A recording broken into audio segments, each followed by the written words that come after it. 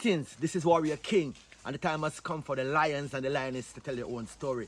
This is the lion's voice. Give thanks and praise for the wonderful blessing that's been poured on me.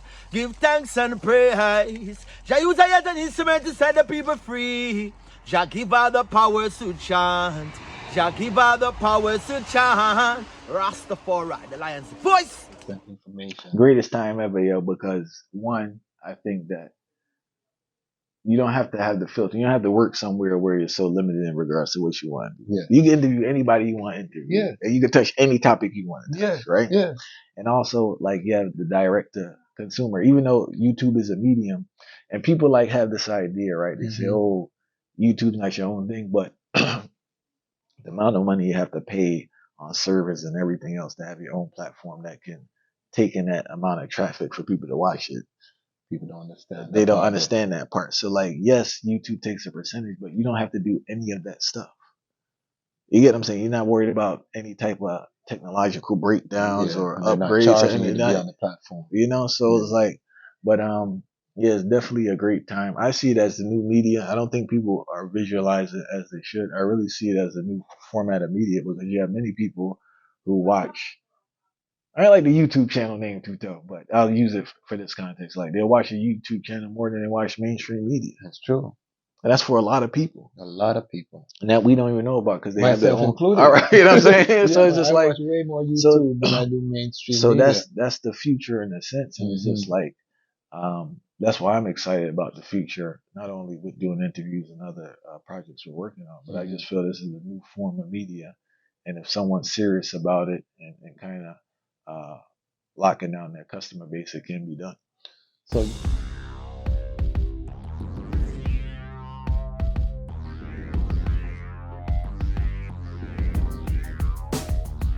well, lion voice, tell them that's the people first choice. Lion voice, make the lioness them feel nice. Lion voice, with the lion cubs we sacrifice. Lion voice, got to show the people them the life. Lion voice.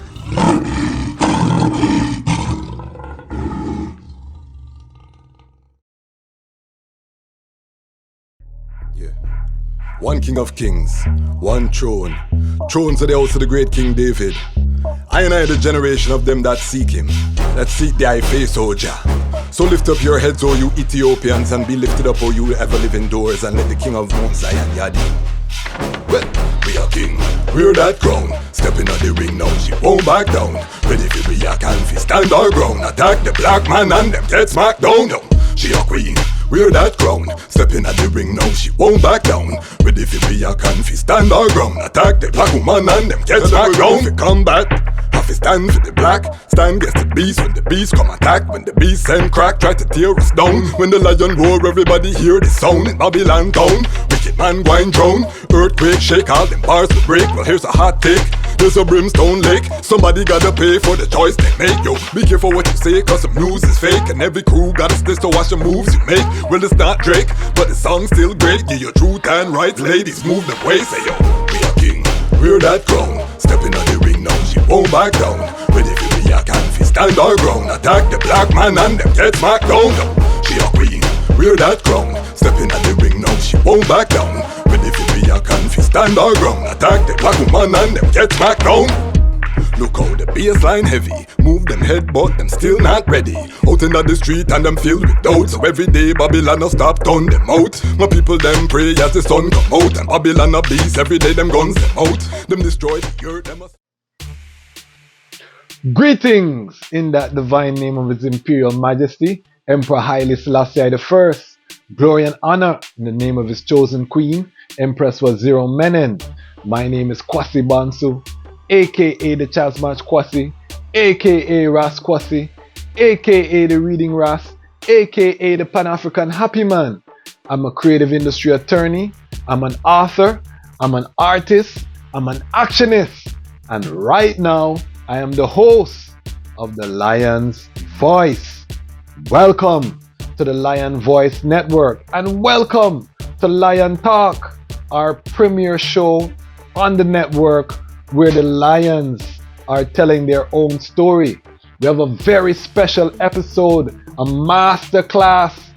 Today we were able to sit down on I Never Knew TV. Many of our subscribers came. A good portion of our subscribers first found out about this channel when I did my interview on I Never Knew TV.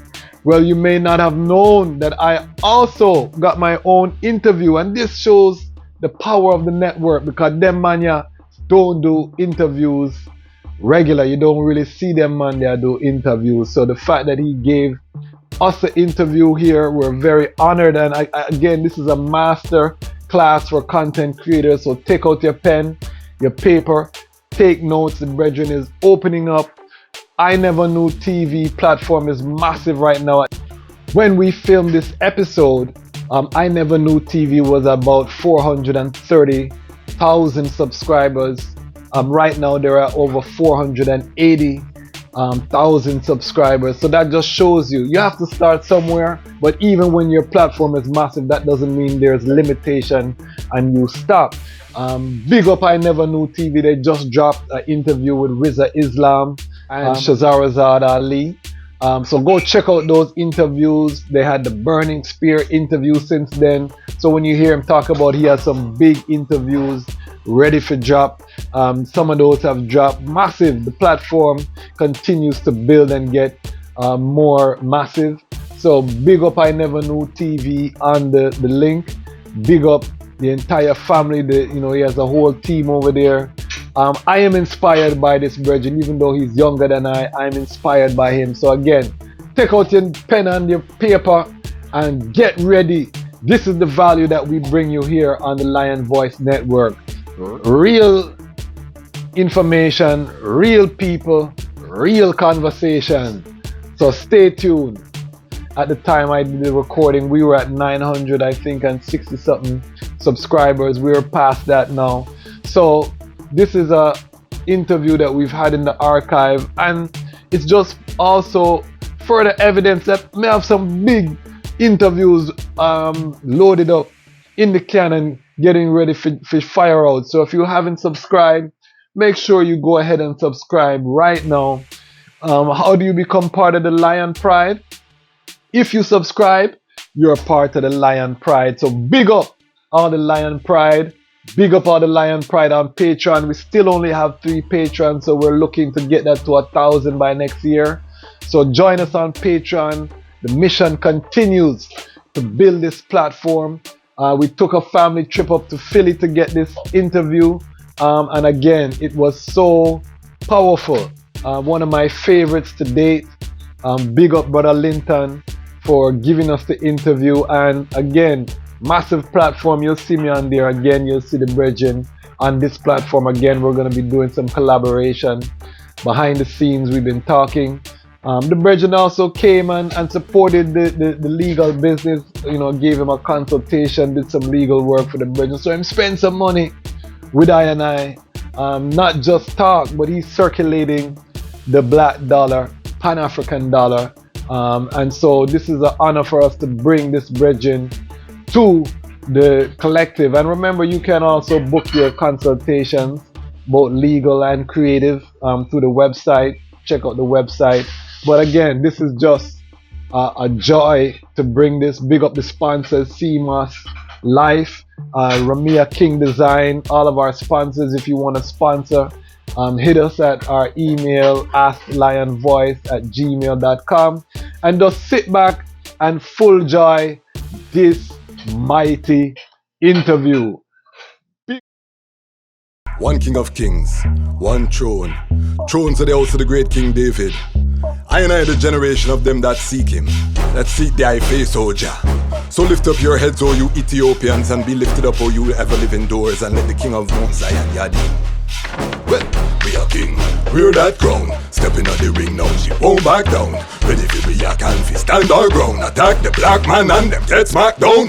She a queen, we're that crown. Stepping at the ring now, she won't back down. Ready for we a can fi stand our ground. Attack the black woman and them get smacked down. Fi combat, have to stand for the black. In regards to the consciousness, man, it's just, I think that we don't give reggae enough credit in regards to what it could do to a person. That's why I think I'm so hard on the artists, because they don't understand the influence they can have, And I just think that like Sizzla, you know what I'm saying? Anthony B played a big role, early Anthony B. Big role, so many things, Universal Struggle. Luciano. I'm in the same boat. Yeah, the music. So I just think the music and like, I don't know, man. I tried other things. You know what I'm saying? It's not like I try to live a different lifestyle, but it just brought me back to this. So that consciousness was planted through the music, through the culture. So for those who don't understand the significance that music plays, two examples here, because I grew up similar. My father had a vinyl collection, the Burning Spear, all of that. And even though I was big into hip hop when I was younger, and then I went to dancehall, I ended up returning to that foundation. Sunday cleaning music, Saturday morning cleaning music. So in terms of leading up to the picking up a camera to start interview, take us through that journey. What was you put on the basketball? All right, put on the basketball, right? Mm-hmm. And I will say this, man. When I was at school at the time, all right, before school, you had Rockers TV, right? Yes. But Rockers TV came on like 11 at midnight on Fridays on local access. So me and my brother used to watch that. When I got to school now, there was a thing called Music Media, based out of New Jersey, a Guyanese Bridger. Yes. And like, man, I just would be so intrigued, bro. Like, I don't know what to say. Like, it was like the coolest thing for me in regards to like the fact that, you know, they were talking to the artists. I remember one time I Wayne was at a little club in Jersey called Eclipse, and Earl Chin was. This when I Wayne, the mixtape was out. The album wasn't out yet. The mixtape was circulating. Yeah. All right. And like, Friday, I just thought this was like the coolest thing. Then I was always reading the Glean of the top 10 music and just always in the music.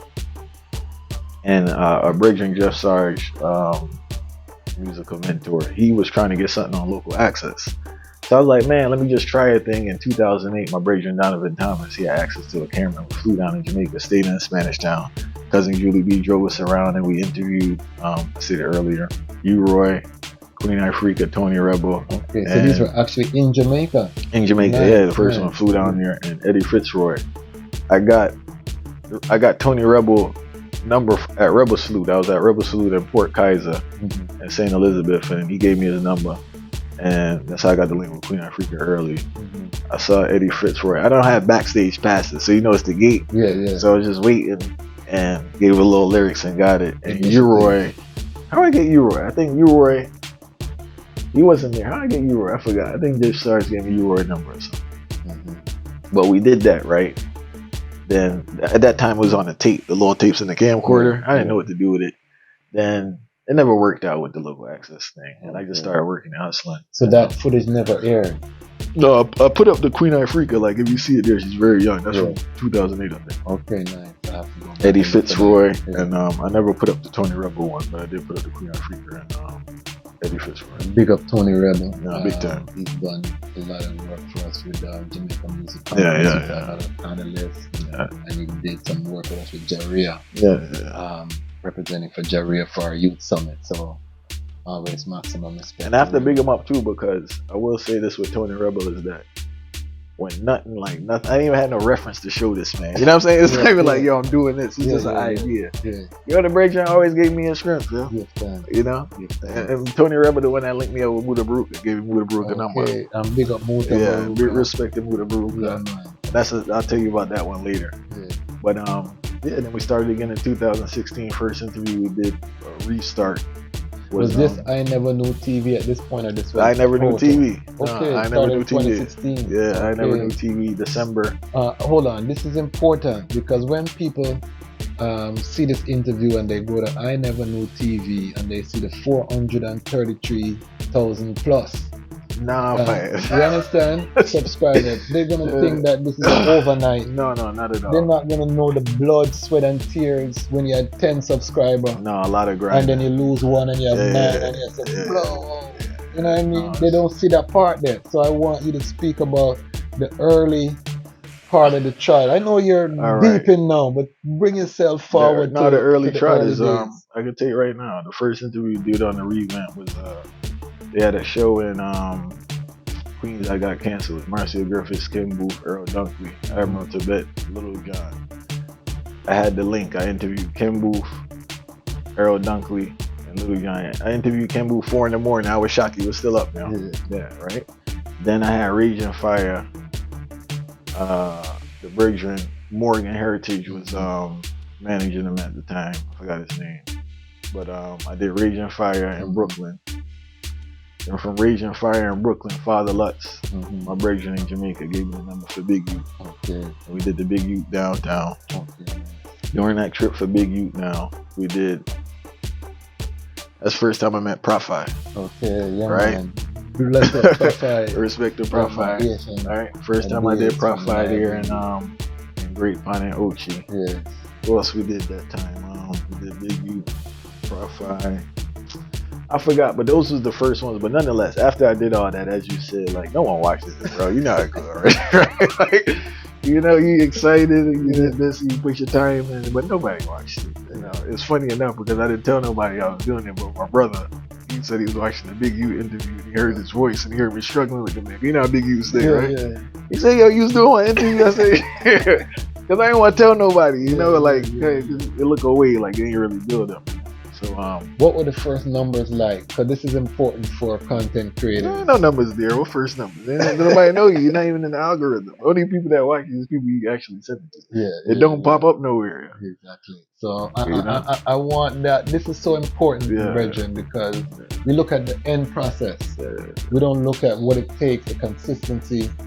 Knowing that you know, because I haven't reached 1,000. I haven't monetized my channel. I'm at probably, as we're taping this, I'm at 969, I think. Not sure. Subscribers. So by next week, 2 weeks, I will monetize. But I want people to understand that this is a process. A big process. You know, and I'm only there because now I'm posting every day clips and everything, so the algorithm start pick up. And I want to say one thing too in regards to what I realized is that I knew it before. You remember earlier we were talking about transition skill sets to other things.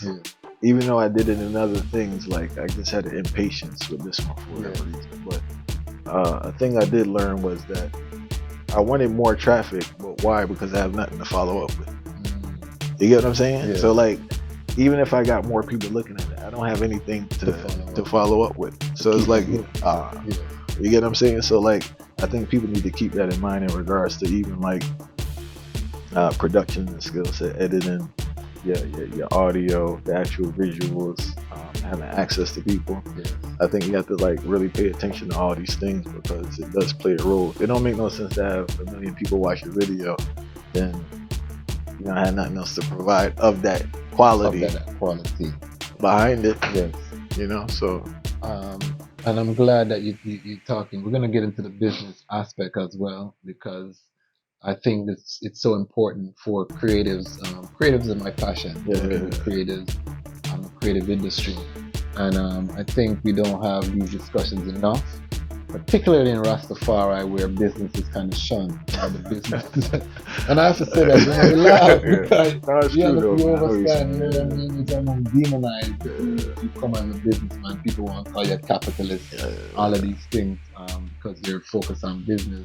When His Majesty was a businessman, and so I'm very passionate about the business side. And you starting in 2016, you have these artists that have a name, that have a following, and you're thinking to yourself, I'm gonna post because this person has a following, I'm getting shot. And then you post it and it just right there, sit down right there, sit down.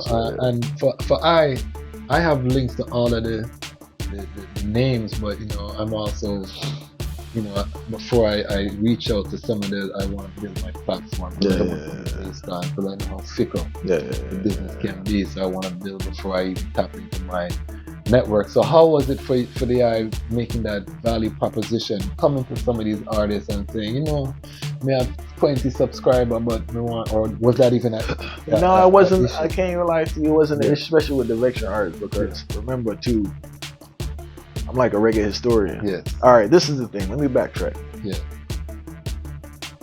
Because I knew so much about reggae, they were impressed with the conversation. See, you know how Jamaican people stay when they meet you, they kind of stand off and all this and that. But when we started talking, man, it was refreshing for them to delve into the history out of the generic questions. Yeah. So that's like my brand in the sense of That's your superpower. right. Yeah. So but nah, initially because it was links, man. Like as I said, Big U was still a friend.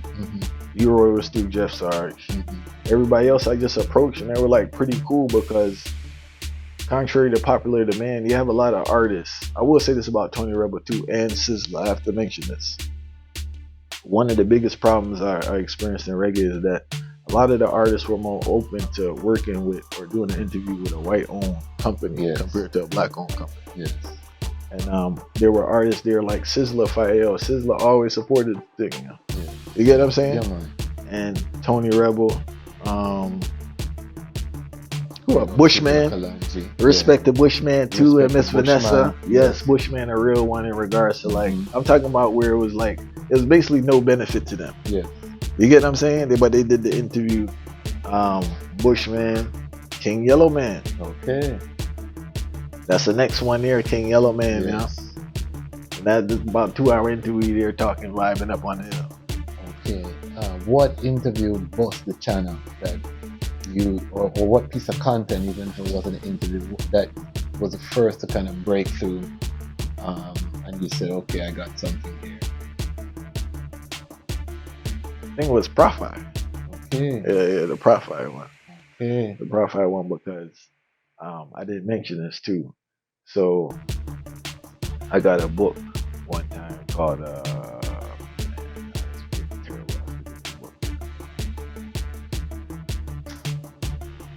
what's the book by Howard Campbell or Horace Campbell? Rasta Resistance. All right, I got the Rasta Resistance. Book kind of freaked me out, to tell you the truth, because I wasn't aware of these. I wasn't aware of this, and I really got intrigued. So that's where the whole interest in the Rastafari thing came from. Really came from that book. Okay. And when I spoke to Prophet was telling me all this history. I was like, this sound bugged out. Then I read like Master Key and a bunch of other books, right?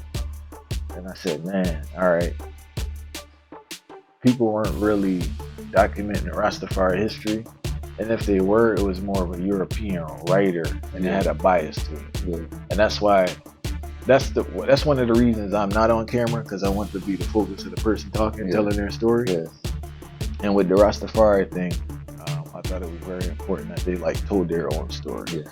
And it's I tried my best. First of all, it's hard to get access to people. Yeah. I tried my best to kind of give different perspectives in regards to some people Bible people, some people were in the Bible, some people smoke herb. I hope I did a decent job of showing that the duality and stuff. But that was the reason for it.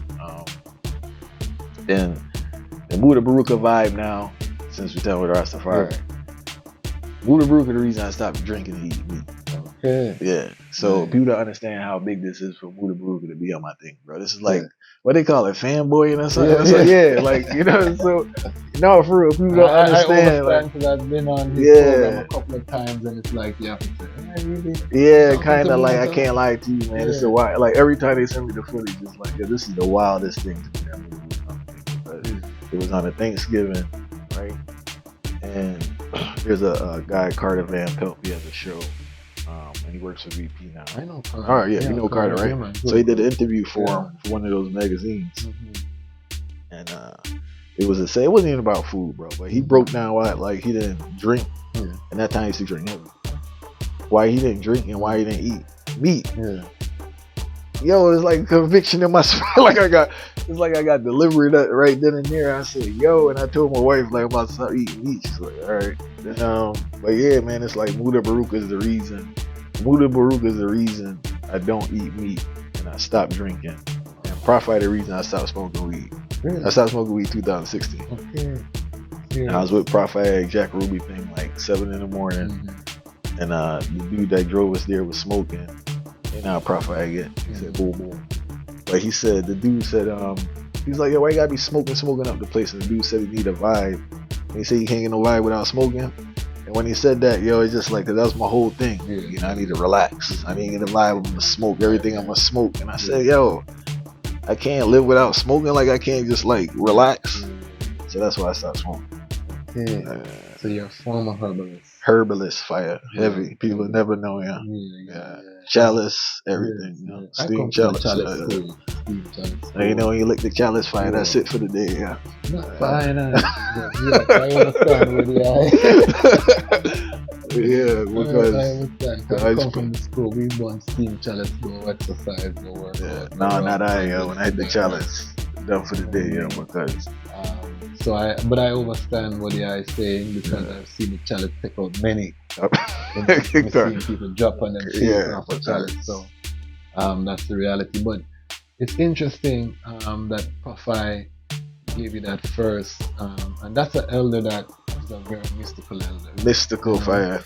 Powerful, ancient, you know, I've chanted Bingi at his on his grounds, and you know, one of the live food specialists where I live to a height, you know. So I have to big up Profi. What are some of the other significant interviews that you can say really, because there's milestones. When I started my channel, for example, when I used to get 100 views in a week, I'd glad till you know, now if I don't get 100 in a day, then I'm looking, you know. So I know there's levels as you build your channel. What was the, after that first initial buzz, and I still haven't had my viral video moment that takes the channel to the other side. And what I tell creators is that yes, you're one video away, but don't chase that viral moment. No. Put out the content, because when you do get that moment and you have the back catalog, then people will go back. And nothing you did was in vain. You have the nets to capture the audience. As you say, you can follow up. So what was the next video after the Profi? Because Profi, you might say, boy, they want the Rastafari content, and that video I think is over 4 million right now. One of them Profi videos you have there. What was the next video, you think? And I know I'm making you go back in time, but I just want people to see that the process of how these things happen. A video that got I know Iris, the raw food man. Yes.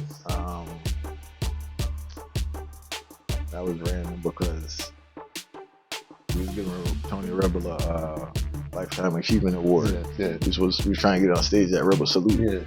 And he said we could do it, but the night he said we can't do it. So it's kind of a vibe. Then he was really banking on that. And 4 or 5 in the morning, I saw the brethren, and I'm looking. I said, "BC is the man," you know. And at that time, I had my camera on me and my mic. So I asked him, like, "Could we do an interview?" He said, "No." He's like, "Yo, nice to meet you," but like, I'm about to leave, bro. It's 5 in the morning. I was like, "Bro, we gotta do an interview because I'm not gonna see you again. You live in like Panama or something." And that's why you see us by the gate with flashing lights and they playing in the back. And I tell you what I do is kind of weird. You know how like rappers write songs? I write questions. So I got questions for people that I probably never will interview. Or like if I just see somebody interested, I just start writing questions. Like Bounty Killer questions I wrote from 2016. I had to find them. You know, like I just so write when did questions. you actually have the Bounty Killer interview after writing the questions in 2016? 2023. You know what I'm saying? Yeah, the interview thing rough, because like it's just like with time, you know. Well, let me finish with this one here, but I think his video, in the sense that I always just watch his videos on raw food, and I wrote down some questions, and thankfully I remembered the questions. So when I saw him, I just did the interview, and it worked out. And then, how did that video do? But that was the next one I think that kind of got a lot of traffic. And I love that because it's not something you necessarily expect when you stop him at the gate. No, this is man. Going to be the next one. This You're is just working. This is working, bro. You're doing what you have to do, and that's so important for content creators to understand. You don't know. I've had videos where I edit and I said, the way we put this edit, this has got to be the one, you know, because the time when we put in this video, you know what I mean? And you put it out there and it's 50 views again, and then you have one you just chucka and you put it up and it's gone 1,000 plus. I think it's just like it's just like music in the sense that certain conversations resonate with people. Obviously, people have to share it a lot, and it has to get an algorithm. But I just think certain conversations, like you can't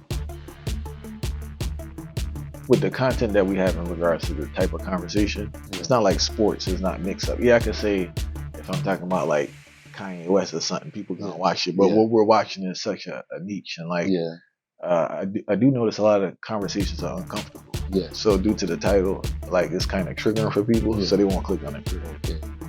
Let's talk about that, because I'm in a course right now, a YouTube course, and you know the thumbnail is so crucial for Very YouTube, important. Yeah. You know what I mean? And I didn't really realize I'm long-winded, so my thumbnails must be long. I didn't really understand the science until I really studied it. And this is why it's so important that even if you have a skill set, I can talk to anybody. You know, but you still there's a format. You know what I mean? Your title. Yeah. Also, because YouTube is a search engine. Yeah. How did you navigate? How did you learn that? Was it trial and error? Did you actually study? I did study. A student like everything else, right? So my initial titles was. I'll give you a great example.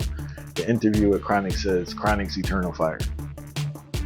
You know what I'm saying? Like, it don't say anything. It says Chronic's Eternal Fire. Eternal Fire is one of my favorite Chronic songs. Yeah. He doesn't even talk about Eternal Fire in the interview. You know what I'm saying? It's just like, I just put it up there and, you know, or Big U, something. It's just that vibe, but it's not descriptive. Yeah. It doesn't have any keywords. Yeah. So, there are simple things you could do, like if you don't want to buy a program. I personally look in Google, right? So like say I have an option of 2 words, I'll just search each word. One word has 1 billion searches and another one has 1 million. So I just work with the word that's 1 billion searches because it's a higher probability somebody's looking for that word. Say that again for the people who don't understand, because what he's doing is search engine optimization. People are searching every day, all day for keywords. Yeah. So if you have one of those keywords in your title, there's a higher probability. Somebody's gonna click on your or your video will pop up in the search. And a lot of people don't realize YouTube is a search engine. That's why on my platform I keep on saying it's the 2nd largest search engine. I think people fail to understand. You know that? It's a search engine. It's a search engine. That's the YouTube University. People talk about that. So you're just putting the content up there. If you're not learning the system of how the algorithm works, then you're doing yourself a disservice. So like, I'll tell you now, but the key with the thing is with your title, when you're, and you have to know your demographic, right, in the wording, because I went through a period where, because you're a well-read person, you tend to be a little too proper with the title.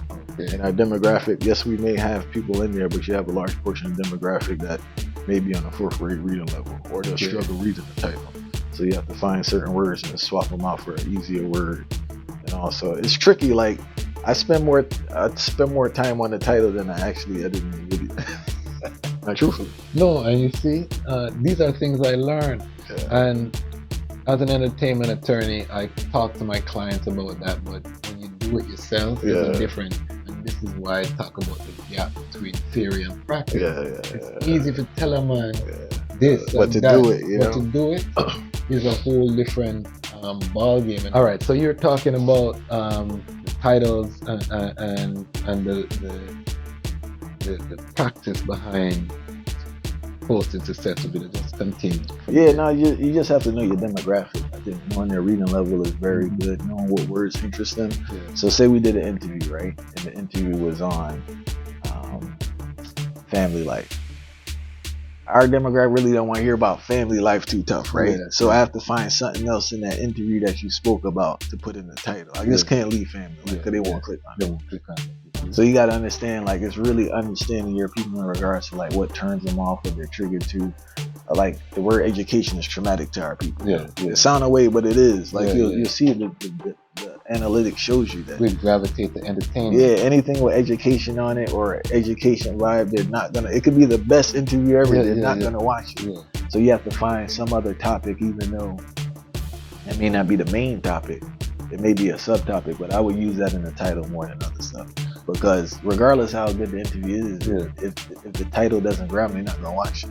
And that's the reality in terms of this YouTube platform, my creative ecosystem. Because right now what I'm doing is creating a way of life. I call it a creative ecosystem in terms of how creatives can structure so that they can think of them everything they're doing in the sense of an ecosystem. Yeah. So it's not just you're doing this thing or you're doing that thing, but everything can feed each other. But you got to put a format around it. Yeah. And one of the things about the creative ecosystem is really knowing your consumer avatar. Yeah. You know, so having that process. Who is this content for? Yeah. And a lot of us, you know, we want buzz. We want to please everybody. Yeah. That's so not it doesn't work. I'm glad you touch on knowing who your audience is. And I say that this is the greatest time ever for creators because we've never had access to analytics and information. Greatest time ever, yo, because one, I think that you don't have to have the filter. You don't have to work somewhere where you're so limited in regards to what you want. Yeah. You can interview anybody you want to interview. Yeah. And you can touch any topic you want. Yeah. Right? Yeah. And also, like, you have the direct to consumer. Even though YouTube is a medium, and people like have this idea, right? They say, oh, YouTube's not your own thing, but the amount of money you have to pay on servers and everything else to have your own platform that can take in that amount of traffic for people to watch it. They don't understand that part. So like, yes, YouTube takes a percentage, but you don't have to do any of that stuff. You get what I'm saying? You're not worried about any type of technological breakdowns or upgrades or any of that. You know, so it's like, but yeah, it's definitely a great time. I see it as the new media. I don't think people are visualize it as they should. I really see it as a new format of media because you have many people who watch. I don't like the YouTube channel name too tough, but I'll use it for this context. Like they'll watch a YouTube channel more than they watch mainstream media. That's true. And that's for a lot of people. A lot of people. And that we don't even know about because they have their own. Included. All right, you know what I'm saying? Yeah, so it's just I like watch way more YouTube than I do mainstream. So media. that's the future in a sense. And it's just like that's why I'm excited about the future. Not only with doing interviews and other projects we're working on, but I just feel this is a new form of media. And if someone's serious about it and kind of locking down their customer base, it can be done. So you talked about being a time when you almost quit. Yeah, the quit. So tell us about that journey. We don't talk about that enough as well. All right, so I forgot the year. So and what was your subscribers at this time when you almost quit? It was 6 figures still. Okay. Yeah, it was definitely 6 figures, but or maybe it wasn't. I'm not sure, but I dislocated my shoulder and my best friend died, right? Okay. And were you earning money from YouTube? Not at that time. I didn't even monetize. Oh, you didn't monetize? I didn't monetize. Okay. Because I was just doing my other things, right? But I used to go through periods because this was prior to COVID, I believe. Yeah, it was definitely prior to COVID, where I was teaching and I just wasn't getting interviews that consistently. Like I wasn't even trying personally, you know. Yeah. We didn't even go through your teaching journey, but we're gonna circle forward. And co-host of Ballhead in the Grid called me and roughed me up. Far right. Big up Artarchi, right? And everybody Artarchi don't get the credit he deserves in regards to like Artarchi's a big supporter and motivator because he called me and roughed me up and said, "Far, you don't know what's going on, you know." I said, "Yo, I don't see nothing posting on your thing." You know, boo boo. And I said, no, you know, I'm not really dealing with that. He said, what do you mean, boo boo? He said, yo, you gotta get something up there ASAP, yo. And I was meds and I said, you know, you're right. Then I tried to get some interviews again because at that time it was hard for me to navigate between teaching, family, and other stuff because weekends were really just family. And the break-in I had helping me in Jamaica, he was having an issue with his camera. Okay. So, but no, we started again. But Artarchi's the reason we started. I can't lie to you. No, big up Artarchi. Yeah, I was just gonna say in a sense that, and I was kind of discouraged in a sense because it's like, as you experience, man, you do all this work, and because it's not a hype thing and it's not an entertainment thing, it's like, man, I'm putting out some things to benefit mankind, bro, and it come like they're not paying it no mind. You know, so I kind of it gets discouraging because it's a lot of work, bro. It's a lot of work, and people don't see that part. I spend most of my time editing. Right? Because before you have the team, you have to pick up enough of the thing than yourself. So I give thanks. So bring us back to teaching. What were you teaching? All right. And so I taught them. Yeah. So the teaching worked like this. Yeah. I was doing business in the city, right? And I left. The main reason I left because the person that I was, just to thrive in that environment, wasn't conducive for family life. That was a corporate. Yeah, that little vibe, and everybody here had like family was in shambles, bro. And I saw the writing on the wall. So my wife got pregnant, and when I left, I was doing real good. Everybody thought I was crazy. Where did you meet your wife? I met her at school. Okay, Loyola. I met her at school. Met her at Loyola. Black woman. Yeah. Put him on the spot, people. Black family. All right. And so during that time, I always been doing my own thing. You get what I'm saying? So we was doing our own thing. Then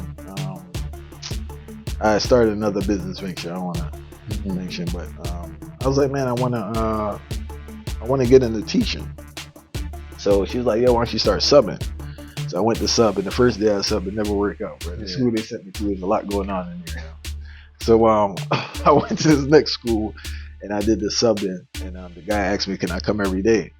But I couldn't come every day because I used to run to New York to deal with some other stuff. And then I started going, then they offered me a job. Because you know how teaching go, teachers leave all the time, bro. So they offered me a job, but this is a joke. When I took the job, in my mind, I'm thinking, I wasn't aware the workload was going to increase so much because I'm thinking about the subbing. You know what I'm saying? I'm not thinking about preparing lessons and all that stuff. So I started, and when I started there, I dislocated my shoulder. My best friend died. Oh, wow. So the first 3 months was kind of shaky, you know? But new job, injury, a little vibe and family balance, and having a boss, bro. That was the weirdest thing, having a superior. It's very weird, man. Like very weird. How many children do you have? One. Very, very. That was the issue I had to really overcome in regards to and respect to the people I work with. But it was a real issue in regards to having a superior. Going there all the time, every day too. You know? It sounded way still. I'm a hard worker, but you know how it goes. Some days, somebody else. That's the vibe. But I enjoyed it. I really enjoyed teaching. So I taught U.S. history from a Pan-African perspective. And I will say, man, the place I was at, they really let you teach, right? Then I was doing I started a financial literacy program after school. Then that transferred into a class. So my last 2 years there, I was teaching financial literacy. So again, you went through, and then was it because the channel picked up so much that you left there, or what was it that caused you to leave teaching? The teaching thing is not just the channel. Other things picked up, but with the teaching is just that teaching system kind of way still, and I had it easy. You get what I'm saying? I didn't have the disrespect from the kids, and admin left me alone. But it's just a toxic environment in regards to the mind frame of the people. No one there is it's on the way when I say this, man, but I'm a progressive person, and the environment's not like that. It's just a lot of complaining and just being there, and it's just I used to navigate and stay to myself, but it's just every day I have to be dodging this energy. So it's a more energy vibe in the sense that it's not an upful environment. So when you were making the decision, was the channel, you were doing the channel same time you were teaching? So was it that you started to monetize, and then that gave you the freedom to be able to leave, or did you leave first before you were sustainable on the other side? No, I was all right, so I'm a true Jamaican, right? So I do a lot of stuff, right? So I was already straight financially without the teaching. So the channel never really it wasn't a dependence on the channel for livelihood. Which is important, multiple streams of income. I say creative ecosystem, that can look different for everyone. Different people. But multiple streams is definitely the way to go. So in terms of you started back, talk to me about Authority and how the Ballad and the Jet podcast came about, because that's my first introduction. I represented Authority and something, and then he said, I want to interview you, Rasta. I said, yeah man, and then I was exposed to Ballad and the Dread, and when we looked on the platform, I said, Rastafari, it's a big platform, Authority has to sit down by now. So, alright, so Ballad and the Dread there's a Belgian Chef Mikey that owns ISO Teaching in Brooklyn, right? Chef Mikey is he's the hub for a lot of people, because he created a space for people to really go and chill and vibe. It's a safe space. So if you're an artist, you could go back there, burn it. This is before the legal thing. And don't nobody bother. It's not no hype thing. You could go back there and relax, right? So there was a New York artist called Fire the Future, and his manager Skull said, yo, if I could interview his brethren or Turkey. This was like 2016. I didn't even know the brethren, right? But I was like, man, whatever, right? Whatever. So I met him, and like, I'm not really a person too like with too many friends, and I have like a very small crew that's been there, and it's the same thing.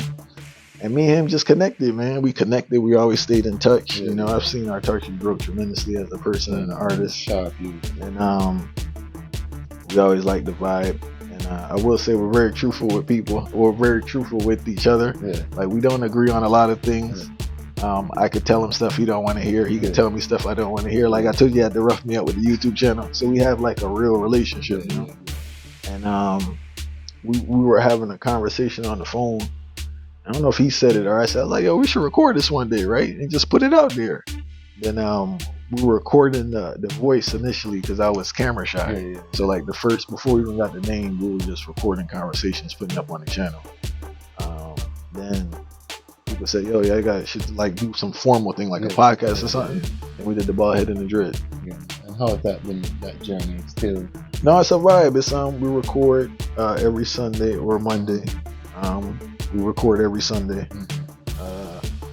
Our Turkey's very good at making sure we have an episode up every week. You know, and initially we did a lot of interviews with people, but the reason we eased down on it because he's very busy as a family. I'm very busy, and like it doesn't mesh along with the other stuff we're doing. It doesn't mesh. It's not working. So that's why we do the that's why we just been doing the topics that we do. It's a vibe. People enjoy it. I'm shocked so many people enjoy it. A lot of people watch it. And with the podcasting, you have two different audiences. You have the audience that watch the YouTube channel, and you have the audience that's on the audio. And that's the audience that's on the audio.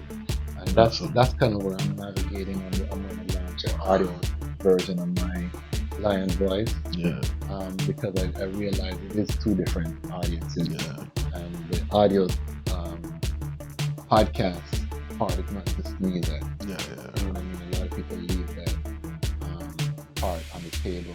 And it should be an important part of your ecosystem. So, in terms of advice for young content creators who want to get into this field, who are looking at the eye of the OG now, even though you're young. That makes me laugh. You're saying the OG, right? No, you're younger than us, but I'm in reference to podcasting. No. You are an OG because 2016 is still early into this YouTube streets. Because even myself is really over the pandemic that I always consume YouTube, but even just the consciousness of what the platform really provides, like we talked about earlier, I think I really came into that. It was a brethren, the lead attorney that I was watching on YouTube, and he actually had an episode of his live stream where he went into his analytics. And he opened his back office and he was saying, this is what I make a month. YouTube. You know what I mean? And that's what even made me say, you know, for Rastafari, and he was encouraging people over 40 to start their YouTube channel to share the wisdom. And I said, you know, I'm over 40 and I don't really see that in our space as Rastafari. Nobody really filling that void. So that's what made Iman step out there as a brethren who previously, you know, not camera shy, because I'll run out by any stage and mash up a dance. That is, you know, but to really put your things out there, and expose yourself. That would be, I come from that school, no cameras in the world. 20 years of working in the Rastafari community that now I wish I had a camera to record some of these things for posterity that we did, you know, events upon events, you know, reasonings with scholars, and because I used to do events at Howard University, we used to do some massive events at Howard. We don't have none of that footage now because I wasn't in that. We were just doing the work, you know. So, what advice would you have for content creators, young people who see I Never Knew TV and what you have created, which is essentially a network channel, you know what I mean? Because some network programs, when you look at the Nielsen ratings, you're probably beating some of them with your analytics. You know? So what would you tell a young person in terms of what they need to think about and what they need to be successful? I think the first thing definitely you want to try to. I would start with a topic that you're very knowledgeable in. Yes. I think people don't get enough credit, man. Like a lot of these, I don't know the part, what do you call them, analysts or something? Yeah. People are pretty bright, bro. Yeah. Knowledgeable. Like you have to be very knowledgeable to do a proper interview. Yes. With different people from different walks of life. walks of life and different industries and different historical contexts. So you definitely have to be very knowledgeable in your craft. Main thing, start, right? And that consistency, bro. You know, it's a universal concept. Like, I'm just a consistent person in all aspects of my life. Yeah. Consistency, you know. So it's just like, yeah, no, and that's the next thing too, man. I think some people are too worried about perfection, worried about what other people think, and worried about, like, you know, if I've done so many things that would be considered a flop that I put a lot of time in, bro. You know what I'm saying? Like a lot of time in it, but it's like I will say that with everything I've done, I learned so much. So we did the short film on history of the Mesh Marina. Yeah, to some people they say like it's a lot of traction, but in reality it's really not. You know, and we expected to do more, but we learned so much because it's a different type of thing we did, and we learned so much through that process. So it's just like everything's just a learning process. Don't do anything with the expectation of like a lot of people watching it, it's going viral. I ain't use that word, bro. It's just like, yo, just do what you're doing and just try to be the best that you can and just be consistent. That's whether you get we post a minimum of 3 things, 2 to 3 things a day, right? A day. But so remember, you see that people, I'm at 1 a day, and people are saying, Brethren, your PS, the man said 3 a day. But now remember though, right? We do a lot of interviews, right? Yes. I interviewed you today. I interviewed somebody yesterday in Jamaica. I got an interview on Tuesday. I got an interview on Friday, and I think they're doing 2 interviews in Jamaica. And somebody's supposed to do something in Florida. Factor in Muda, you know, Muda there every Monday, and some other little things. So Muda's a regular segment. Muda's every month. Ryan go by there every month. Okay, good. Go by there every month. Yeah, man. And see, so I just want people to hear the commitment, because I started doing once a week posting, and I realized that now I'm going nowhere. Whatever I was trying to do, and then I went to couple, and then I started doing daily posting because the information I was getting there for feed the algorithm. Feed it. You know, there's no way around that. You gotta feed the algorithm, and you gotta feed the people. It takes people along, because all the brands that we know have been around for 20, 30 years. 20, 30 years. So it takes a long time for people to take you seriously. Talk about the trust that you have to build with your audience. And how the trust you build with your audience is that, all right, it goes with your brand in the sense that they already know we're not dealing with certain things for her. You get what I'm saying? It's just certain things we're not dealing with because they know, and artists know it too, because if you see an interview somebody does somewhere else compared to the interview, you see they're on a totally different vibe, because they know we don't deal with that, and it's just not the place, you know? So it's just the consistency that creates the brand, and like people respect that consistency. Like, as I said, I'm a man, I'm not out there like that, so I don't really run into people. People don't really know who I am anyway. So you see the exclusive. This interview is exclusive. The Brethren don't interview for many people. This is why I'm telling you, the superpower is there. You can see. No, I was saying that like people just know the brand, and they just know like it's just building your brand, man. It's just that consistency. Like you don't have to say anything, you don't have to do anything. And like even if you were to do something different, they gonna call you out. They say, well, what you dealing with? You know, or this don't. You know, but the fact that like, and I bypass a lot of money because I'm a talented person, so I can do sports, I can do a lot of stuff, I can do mix up, but like that's not part of the mission, and that's not the energy of sound I'm trying to put out in earth. And I love that. Brand integrity is so crucial to what you're talking about. You stick to what the mission was. Just stick to the mission, man. And the mission is just to inform, educate, inspire. You know, we deal with food.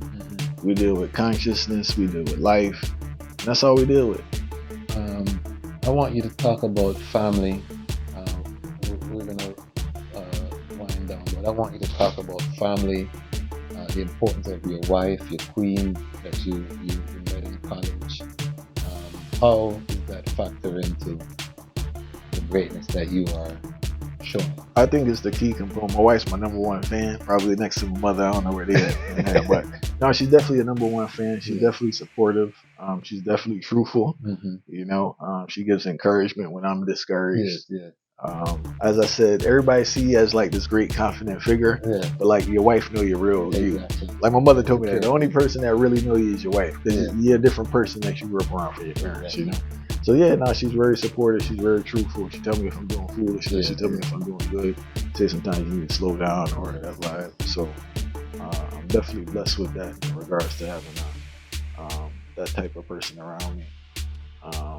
And I think it's cool in regards to my daughter that like I was exposed to my pops. I saw my pops do a lot of things, right? Time was different in regards to this generation, in regards to the amount of time I spent with my daughter versus him. But like I think that as black people, a lot of times we suffer is that we don't think we could do it because we don't necessarily see it and we never touched it. You know, like I've touched someone that kind of like did stuff that the average person's not doing. So I have that in me. And I just think it's cool for my daughter to see me doing stuff and also see the growth. Also see like, man, like yo, homeboy was here, or I see this now, or I love about my children watching the journey and building the channel, because they're actually going to see from the ground up. Purposely doing it organically so that they can see the work. Because I can, you know, I have a little bit of advantages being in the industry over 10 years, being in the Rastafari community over 20 years. You know, I can tomorrow do a press run and platforms, and I haven't done that purposely because I want to build organically, so that when I do that, you know what I mean, it can have more impact. So talk to me as we get to wind down here about where do you see the future of I Never Knew TV? You know, what is the cool thing about the YouTube thing is that like it's not no hustle thing. It's a mission. You get what I'm saying? Like this is just what I do, and like it's just an unlimited amount of things to go with. Like we definitely want to get into more like events, conferences. We have a feature film we've been working on for a while, and we'll see where that. Hopefully that finishes eventually. So how would you feel about doing an installation at the Jamaica Music Conference and stuff like that? No, I'll definitely be open to that, man. It's just like them hear that. All right. No, it's just the vibe that like once you build a brand, man, it's just because so much possibility. There's unlimited possibilities, bro. And people don't understand that. They put themselves in their little box and like. And as long as what you're doing coincides with that brand, you know, I don't want to put our ideas out there, it's just like as long as those different ventures coincide with the brand and so that consistency.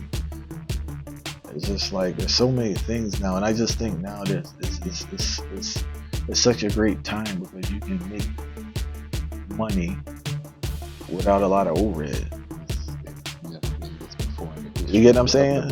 So it's just like even the whole camera vibe and lights and all. It's like you can have a mobile production, bro. I have numerous mobile productions. We can go anywhere. It'll pop up in 20 minutes. I'm watching your production. Needs a little startup and use phone and them thing. But purposely do that because I want the business to be able to buy all the equipment. I've gone through investing my money. Jamaica Music Conference is a good example.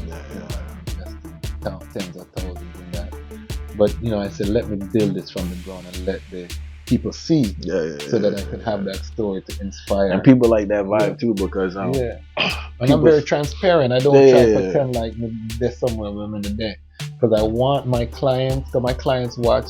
Big people in the industry watch my channel. I don't have a lot of people, but I have a lot of important movers and shakers that subscribe to my channel based on my relationship. So I want everybody to see that it's possible. And I wanted to say people like seeing the growth. So they they like. I ain't talking about bad mind people too, but regular people, they really rate the fact that like it's almost like they're living through like it's an inspiration to see like, man, the thing was here. You know how it look. You can look at the old videos compared to now, like two different animals. If you look at my early videos, my low energy. No, you know, that's why I'm trying to be a little bit more, because it gets boring watching the low energy man. Do you use Patreon or any subscription services? No, I don't do the Patreon, and it's the next thing for YouTube, the member thing. Yeah. I never did it, and I tell you the reason I didn't do it. The reason I didn't do it because I don't want to put myself in a situation where I can't deliver what I promised. So I'm a funny man in the sense that like even though, all right, so I just want to be, even though videos are posting, like we do those prior, right? But from Friday, I didn't do nothing. Last Friday, Saturday, Sunday, Monday, and I didn't do nothing since Friday. You get what I'm saying? And you know, we'll post stuff, but like I'm a funny man in the sense that my body tells me to chill. I just work out, cook, and just go walk in the park. I was gonna ask you, how do you're at a place of relative success now? How do you balance the work-life balance? Do you take vacations with the family? Do you work all of the time? I was gonna ask you, how does that look?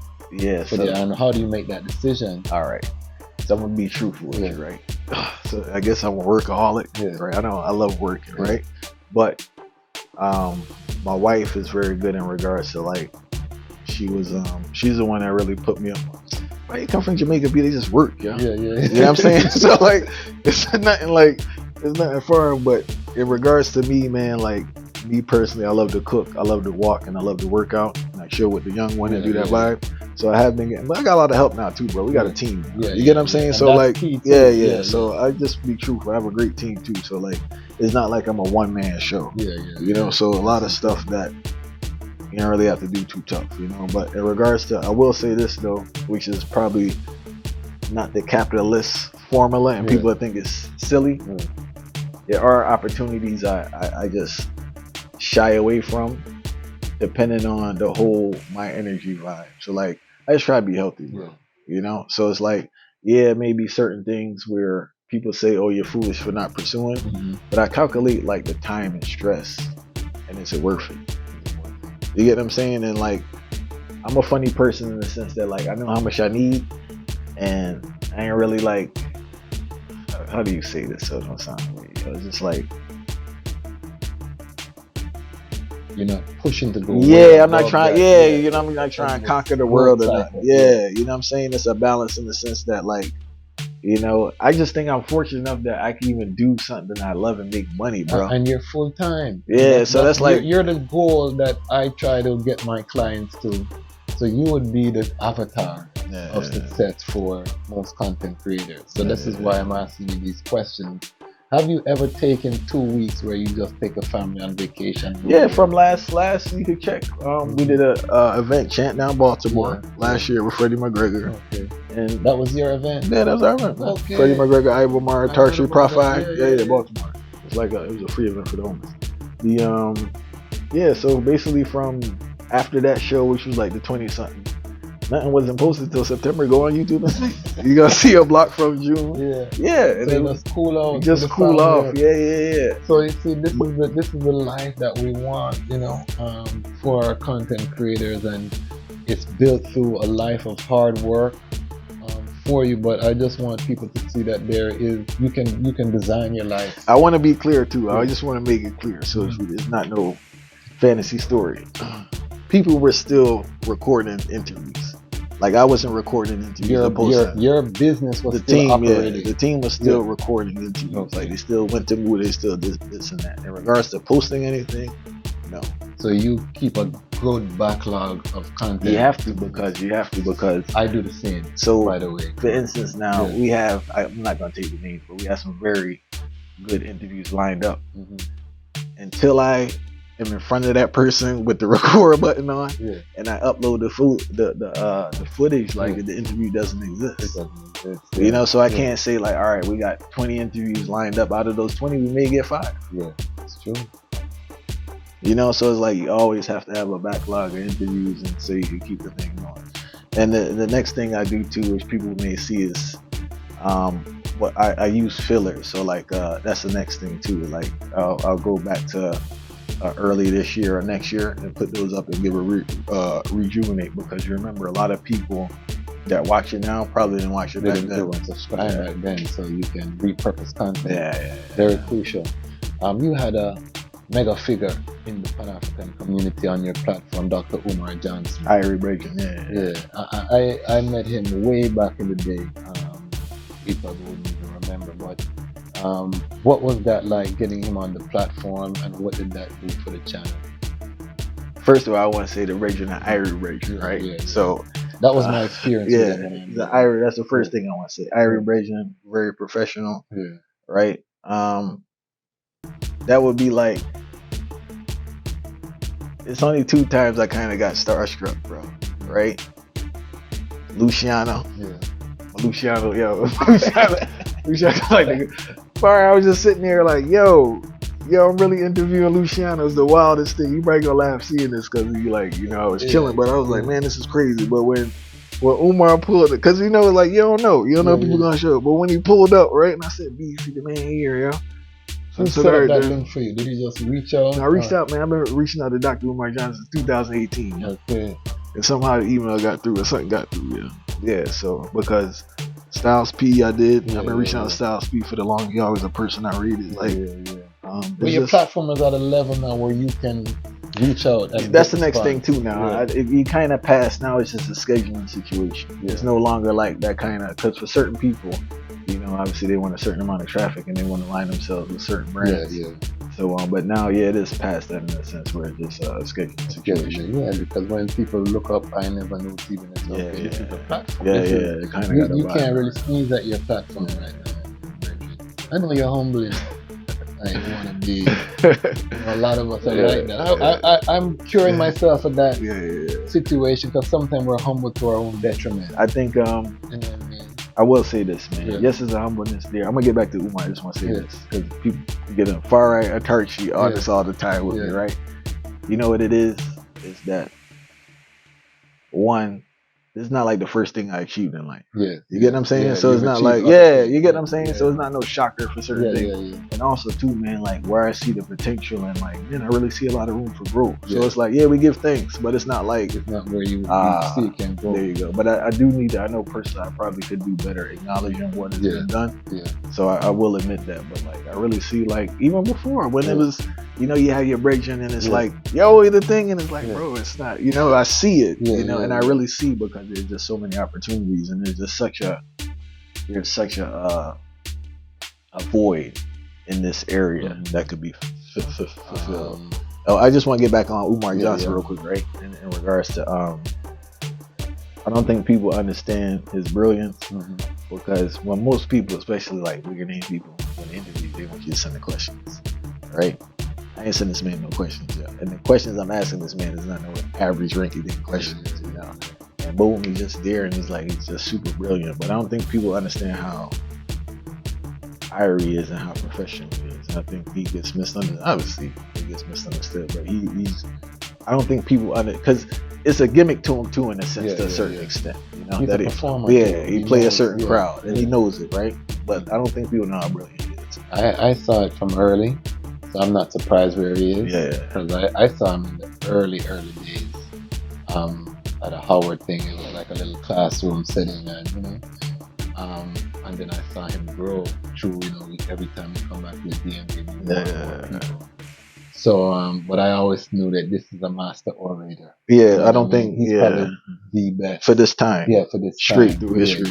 You can't take that away from him in terms of what he brings to the table as an orator. You know what I mean?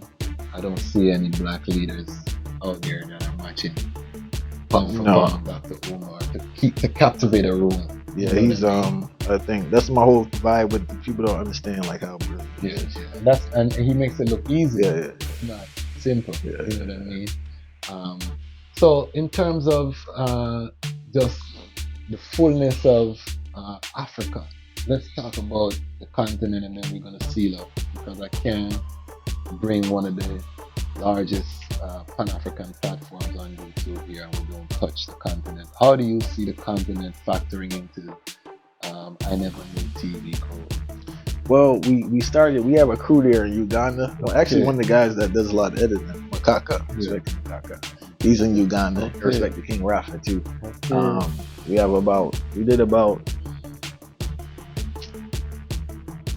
did about like 5 interviews out there in Uganda. They had a virgin there called One King there in Buganda. He was on there. But in regards to Africa, tell you the truth is that the way I see it is that my vision is, you know, I got camera people in different places already. Yeah. I want to have camera people in. I definitely want someone in the UK also. Yeah. But as long as I have a camera person there, a reliable person, I can send the questions and we can get things going. Because share another secret. Everybody on this big name thing, and there's so many brilliant people out there that people don't know about. You know what I'm saying? It's like, I mean, I'm on the same. It's like, you get what I'm saying? So like, I mean, like, fire. We interviewed one dude the other day, Dr. Kwasi Kanadu. He teaches at Colgate. He's my own brother. My brother on there, Jay Fine. He teaches at Princeton. The Kwasi brethren, that was the brethren that talked about. Yeah, the Rasta. The Rastafari. Big him up too, he's brilliant. We need to tighten up that podcast. The Rastafari. But so it's just like, it's unlimited, because remember what I'm seeing too, the thing getting saturated. So like with people with big names, everybody, they doing their rounds. That's everybody does them. So it's like, you got to ease off them a little bit, because what's a different story you gonna get? Exactly. And even on my channel, some of my best videos are when I'm interviewing Rastafari sisters. I know them 20 years and they've never had an interview on a platform ever. But people are fascinated because you don't hear that voice often. So, and that's one of the things I'm being very intentional on my channel, not to big it.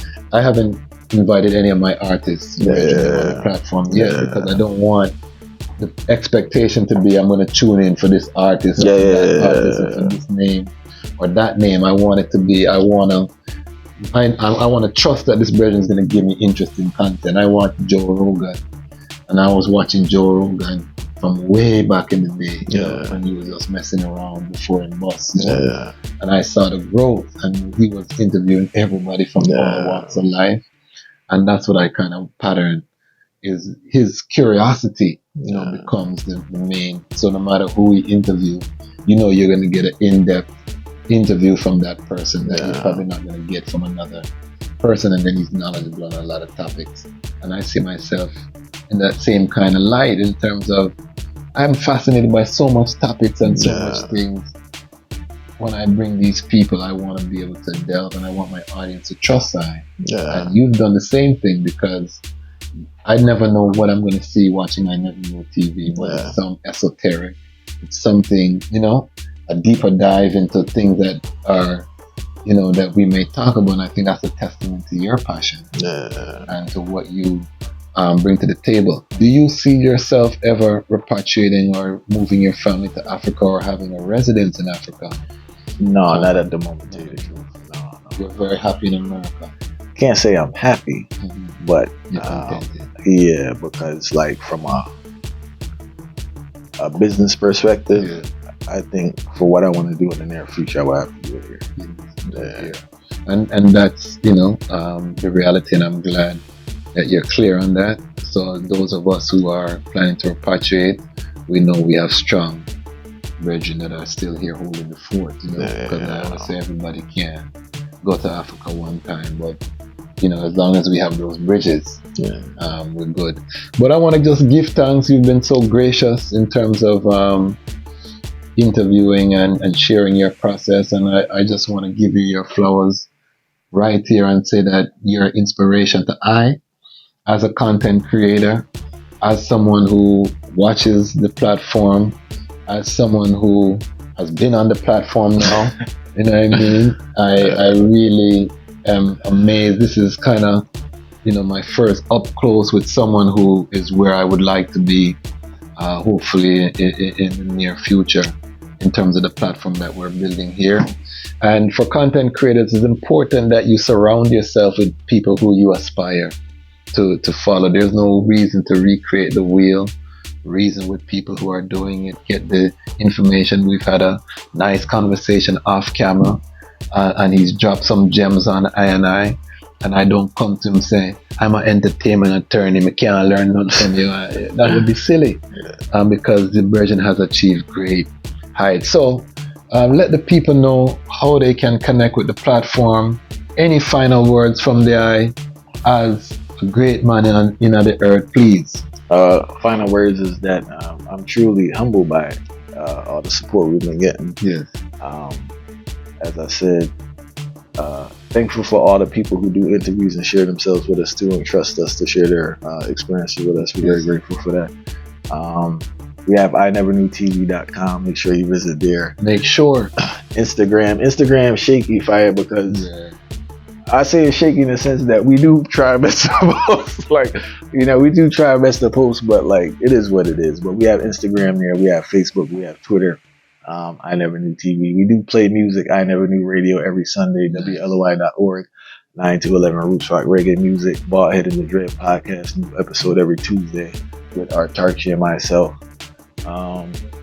That's pretty much it, man. We wish everybody the best out there. Don't be scared and just try to like really exploit your talents to the max because the time here is very short. And I'm glad you talk about time. The time has come for the lions to tell our own story. No, seriously. And this is the Lion Voice. Lion Voice.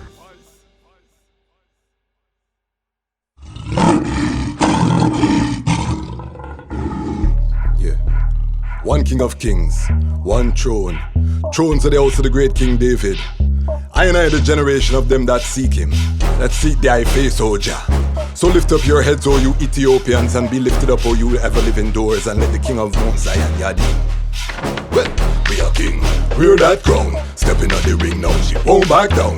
Ready for we are can stand our ground. Attack the black man and them get smacked down.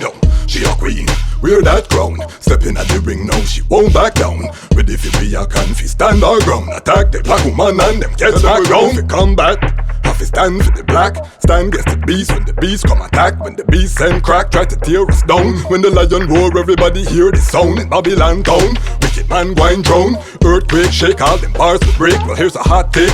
There's a brimstone lake. Somebody gotta pay for the choice they make. Yo, be careful what you say, cause some news is fake. And every crew got a stitch to watch the moves you make. Well, it's not Drake, but the song's still great. Give your truth and rights, ladies, move the way. Say, yo, we are king, we're that crown. Stepping on the ring now, she won't back down.